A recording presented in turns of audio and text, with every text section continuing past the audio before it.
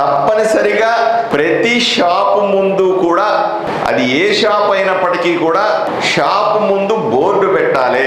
కిరాణా దుకాణం మీద బోర్డు ఉండాలా, ఎలక్ట్రానిక్ షాప్ ముందు బోర్డు ఉండాలా, బుక్ షాప్ ముందు బోర్డు ఉండాలా, సైకిల్ షాప్ ముందు బోర్డు ఉండాలా, బైక్ డీలర్స్ ముందు బోర్డు ఉండాలా, ట్రాక్టర్లు అమ్మే డీలర్ ముందు బోర్డు పెద్దదిగా పెట్టాలా. పెట్టి గతంలో ఉన్నటువంటి అమ్ముతున్నటువంటి ధర ఎంత, ఈ రోజు పన్నులు తగ్గించిన తర్వాత సామాన్యుడికి వచ్చే ధర ఎంత అన్నది బోర్డు మీద కనిపించాలి.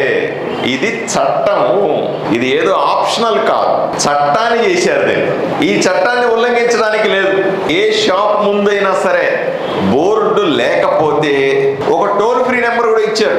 ఆ నెంబర్కు ఫోన్ చేస్తే వాళ్లకు నోటీసులు ఇచ్చి లైసెన్సులు క్యాన్సిల్ చేయమని కూడా ప్రధానమంత్రి గారు స్పష్టంగా చెప్పినారు. ఇది కూడా వ్యాపార వర్గాల్లో అవగాహన కల్పించాలి పెద్దల ఆడిటర్లందరూ కూడా. దీని టోల్ ఫ్రీ నెంబర్ కూడా ప్రజలకు చెప్పాలి. ఏ సామాన్యుడైనా సరే షాపుకు పోయి అక్కడ బోర్డు లేకపోతే, బోర్డు మీద ధర లేకపోతే, లేదా పన్ను తగ్గించినట్టుగా అతను భావించకపోతే తప్పనిసరిగా ఈ నెంబర్కు ఫోన్ చేయండి.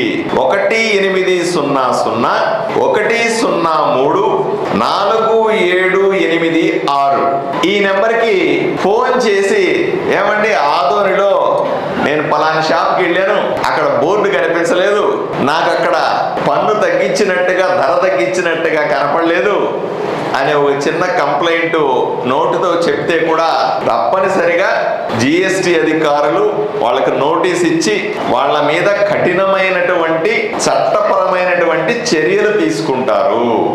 సో ఆల్మోస్ట్ నువ్వు ఊర్లో బయలుదేరితే ప్రతి షాప్ ముందు బోర్డు ఉండాలి. ఇప్పుడు ప్రతి షాప్ ముందు బోర్డు ఉండాలి. ధన్యవాదాలు మోదీజీ అనాలి అంతే. కింద లాస్ట్ సెంటెన్స్ ధన్యవాదాలు మోదీజీ అనాలి. అది లేని షాప్ ఉంటే జిఎస్టి అధికారులు నేను ఒప్పుకోను. ఏం మేడం, నేను ఇంటి దగ్గర నుంచి బయలుదేరితే ఏ షాప్ ముందు బోర్డు కనకపోతే వాళ్ళనేమన్నాం, నేను అక్కడే ఆగి మీకు ఫోన్ చేస్తా బయలుదేరి రమ్మని. అక్కడికక్కడ నోటీస్ ఇచ్చి షాప్ సీజ్ చేస్తా. దీనికి 5 రోజుల సమయం పెట్టుకోండి.